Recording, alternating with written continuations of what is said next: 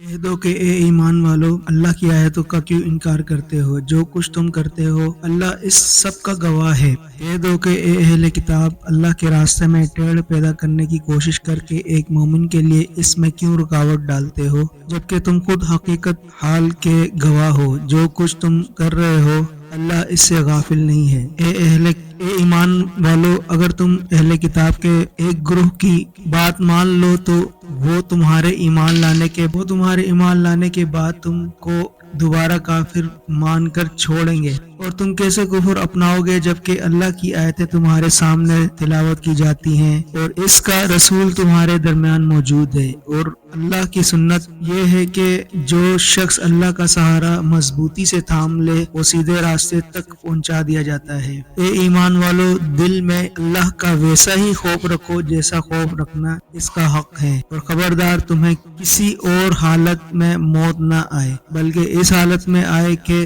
तुम मुसलमान हो।